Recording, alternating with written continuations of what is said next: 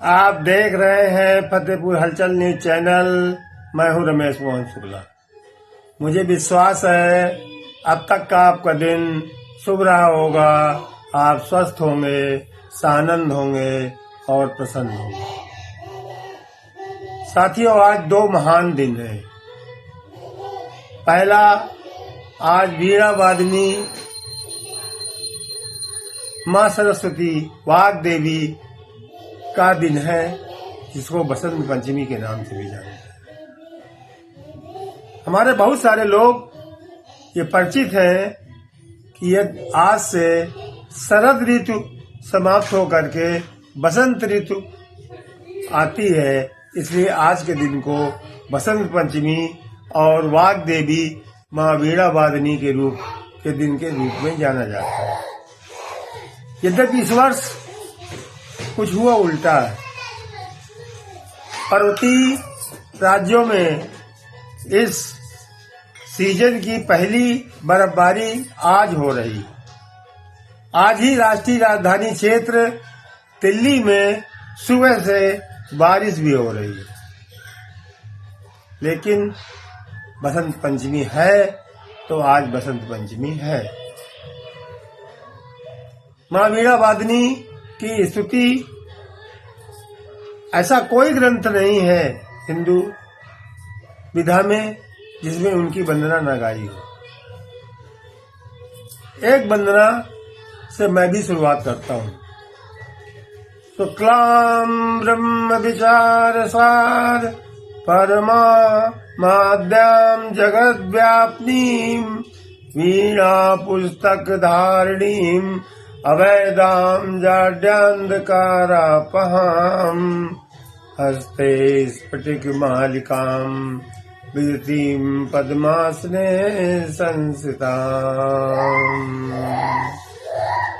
माँ वीणा वादिनी प्रत्येक शिक्षार्थी की जिह्वा में निवास करो, उसके मस्तिष्क में निवास करो और उसको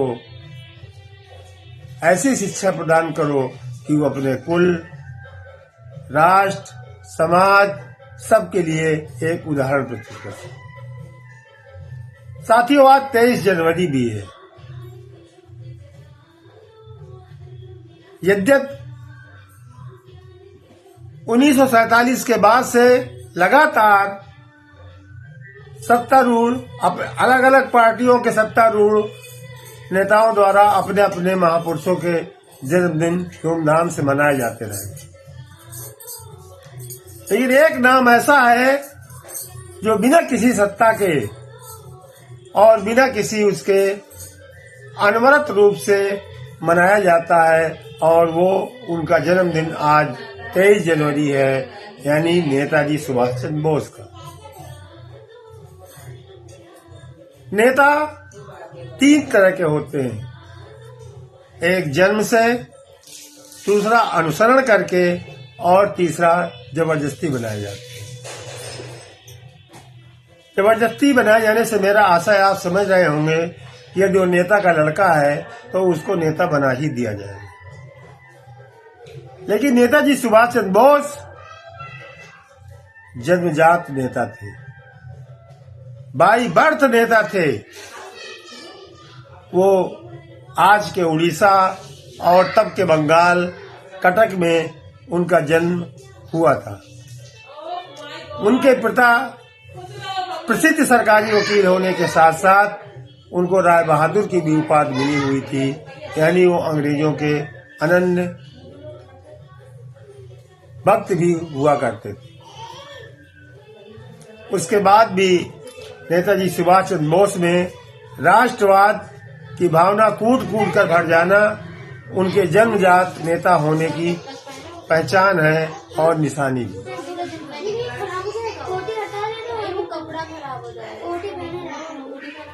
काल्विन कॉलेज में जिस समय वो अध्ययन कर रहे थे, कक्षा 12वीं के छात्र थे, और एक अंग्रेज प्राध्यापक ने उनके एक साथी विद्यार्थी को बास्टर्ड कह दिया था, और उसी समय नेताजी सुभाष चंद्र बोस ने उठकर उस प्राध्यापक के गाल में एक तमाचा जड़ा था, और उस समय के भारत के पहले हिंदी अखबार जो कलकत्ता, बम्बई और कानपुर से छपता था, उसकी संपादकीय में लिखा था कि पहले भारतीय का अंग्रेजों को पहला थप्पड़।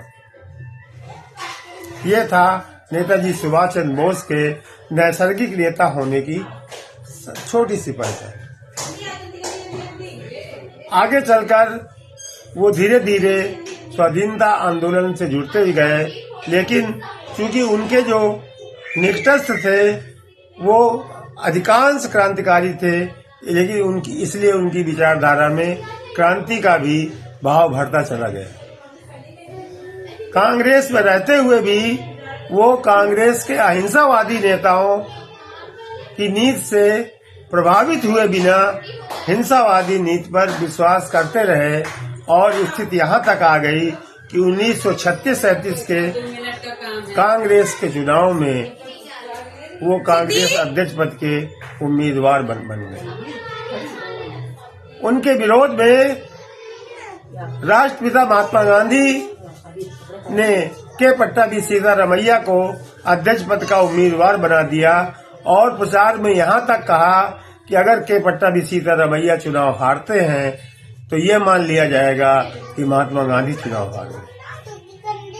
उनके इस तरह के भावनात्मक प्रचार के बावजूद नेताजी सुभाष चंद्र बोस भारी बहुमत से कांग्रेस के अध्यक्ष चुने जाते।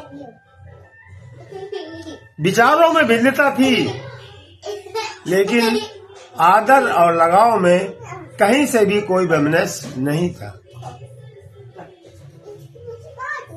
2 साल भर के अंदर ही दोनों विचारधाराओं के कांग्रेसियों में मतभेद होता है और नेताजी सुभाष चंद्र बोस स्वतः कांग्रेस छोड़ करके फॉरवर्ड ब्लॉक नामक एक राजनीतिक दल का गठन करते हैं। बीच में एक संस्मरण छूट जाता है। जिस समय काल्विन कॉलेज में इन्होंने प्राध्यापक को तमाचा मारा था और काल्विन कॉलेज से ये रेस्टिकेट कर दिए गए थे, उस समय इनके पिता ने इनकी माता से कहा था कि ये उद्दंड है, ये नालायक है और इसका पढ़ाई में मन नहीं लगता है। उस समय नेताजी सुभाष चंद्र बोस ने अपनी माता जी से कहा था कि पिताजी से कह दीजिए कि मुझको वो ब्रिटेन भेज दे पढ़ाई करने के लिए और मैं उनको ICS बन के दिखाऊंगा। और अपने किए हुए वादे को उन्होंने पूरा भी किया। वो भारत के पहले ICS बने, लेकिन उन्होंने नौकरी को लात मार दी।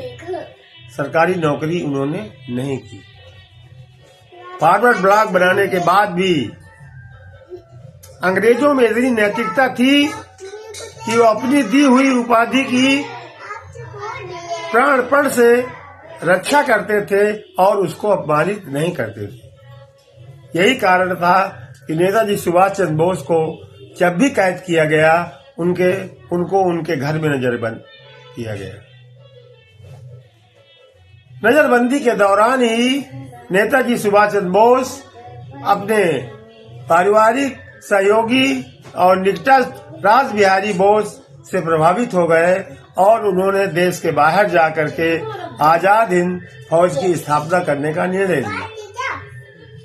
न जानी कितनी यातनाओं को सहते हुए, आज की पुलिस नहीं, उस समय इंग्लैंड की पुलिस को चकमा देते हुए वे देश छोड़कर बर्मा पहुंचे, बर्मा से रंगून पहुंचे, रंगून से जापान पहुंचे, जापान से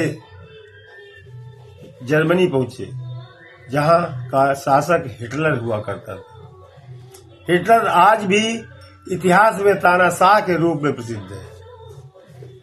लेकिन बताते हैं, इतिहास इस बात का साक्षी है कि जिस समय नेताजी सुभाष चंद्र बोस ने एडॉल्फ हिटलर से मिलने के लिए अपना विजिटिंग कार्ड भेजा, एडॉल्फ हिटलर ने उठ करके नेताजी सुभाष चंद्र बोस का स्वागत किया और सार्वजनिक रूप से उसने अपनी सभा में कहा कि मैं तो चंद नाजियों का राजा हूँ, शासक हूँ, लेकिन ये वो व्यक्ति है सुभाष चंद्र बोस जो करोड़ों हिंदुस्तानियों के दिलों पर राज करता है।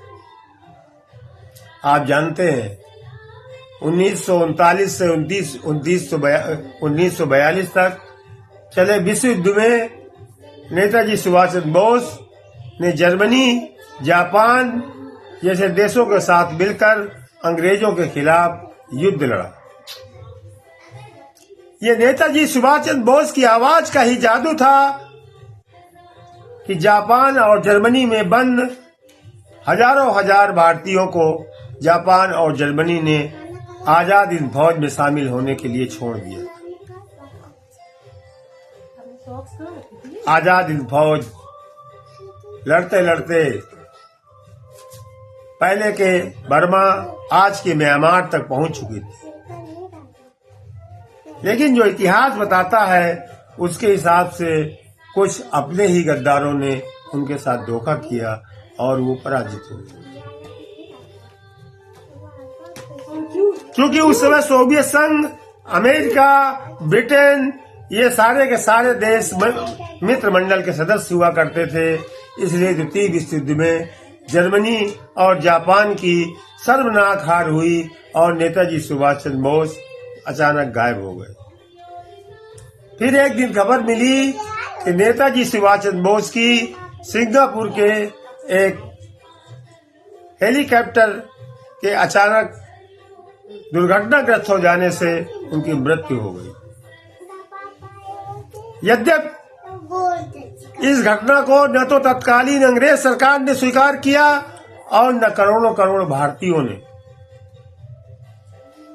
मैं सिर्फ इस आधार पर कह रहा हूं ये बात कि यदि अंग्रेजों को यह विश्वास होता कि सुभाष चंद्र बोस की मृत्यु हो चुकी है तो 1946 के ट्रांसफर ऑफ पावर के एग्रीमेंट में एक एग्रीमेंट ये ना करते कि यदि भारत सरकार को सुभाष चंद्र बोस मिल जाते हैं तो उनको मुकदमा चलाने के लिए ब्रिटेन को वापस कर दिया जाएगा। कई आयोग बने उनकी मृत्यु की जांच के लिए। 2 आयोगों ने तो उनको उस हेलीकॉप्टर में मृत्यु होना दर्शाया। लेकिन 1998 जब पंडित अटल बिहारी वाजपेयी इस देश के प्रधानमंत्री बने तो उन्होंने पुनः एक मुखर्जी आयोग का गठन किया और मुखर्जी आयोग ने पूर्व में गठित दोनों आयोगों के तथ्यों को नकारते हुए ये स्पष्ट रूप से कह दिया कि नेताजी सुभाष चंद्र बोस की मृत्यु उस हवाई दुर्घटना में नहीं हुई थी। उसके बाद तमाम उदाहरण ऐसे मिले। जिस समय जवाहरलाल नेहरू की मृत्यु होती है और दुनिया भर के तमाम नेता उनको श्रद्धांजलि देने आते हैं, तीसरे नंबर पर एक महात्मा श्रद्धांजलि देने के लिए जाता है और उसके गुलाब के फूल में लिखा होता है नेहरू एक महान व्यक्ति। वो शब्दावली ये दर्शाने के लिए पर्याप्त थी कि श्रद्धांजलि देने वाला व्यक्ति या तो नेहरू के समकक्ष था या नेहरू से बड़ा था। ठीक यही घटना लाल बहादुर शास्त्री के मृत्यु के समय भी होती है। बाद में अयोध्या के गुमनामी बाबा का प्रकरण आता है और उस समय पूरे देश में ये तेजी से फैल गया था कि गुमनामी बाबा ही वास्तव में सुभाष चंद्र बोस है। इस हवा को दबाने के लिए तत्कालीन सरकार ने अयोध्या के धार्मिक मामले में दखल देते हुए अयोध्या के राम मंदिर का ताला खुलवा दिया ताकि अयोध्या के मंदिर का ताला खुलवाने की आड़ में गुमनामी बाबा का प्रकरण नेपथ्य में चला जाए। और हुआ भी यही। आशा फिर से जगी जब 1913-14 में सुभाष चंद्र बोस, नरेंद्र मोदी ने ये सार्वजनिक घोषणा की थी कि यदि मैं सत्ता में आया तो नेताजी सुभाष चंद्र बोस से जुड़ी हुई प्रत्येक फाइल को मैं सार्वजनिक करूंगा। लोगों ने विश्वास किया। कुछ फाइलें सार्वजनिक की भी गईं, लेकिन आज भी अधिकांश फाइलें ब्रिटेन और उनकी सरकारों के कब्जे में है, जिनको भारत सरकार उनको सार्वजनिक नहीं कर सकी और इस देश का करोड़ों करोड़ 140 करोड़ भारतवासी आज भी ये तथ्य जानने से वंचित है कि नेताजी सुभाष चंद्र बोस की मृत्यु उस हवाई दुर्घटना में हुई थी अथवा नहीं। नेताजी सुभाष चंद्र बोस ने शादी भी की थी, शायद ये बहुत कम लोगों को मालूम होगा।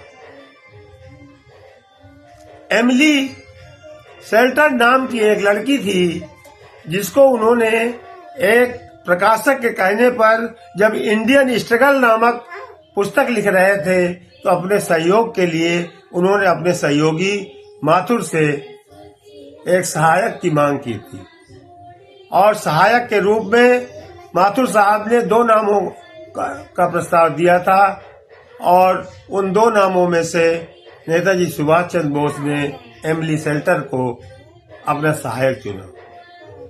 धीरे धीरे ये सहयोग प्रेम में बदला और दोनों की शादी हो गई। ये मैं पहली बार उजागर कर रहा हूं अपने फतेहपुर हलचल न्यूज चैनल में कि नेताजी सुभाष चंद्र बोस की पत्नी को उनके जीवित रहते हुए भारत सरकार ने कभी भारत आने का वीजा नहीं दिया और वो ऑस्ट्रेलियाई मूल की महिला जिनके यहाँ एक पति का व्रत नहीं होता है, वो एक पति के व्रत के सहारे पूरा जीवन नेताजी सुभाष चंद्र बोस के नाम से काट देती है बिना अपने पति की मातृभूमि आए हुए। आज इस देश का 140 करोड़ भारतीय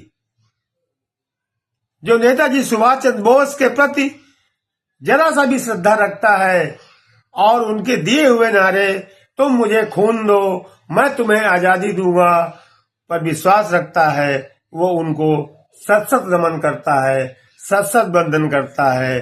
जय हिंद, जय भारत, जय संविधान।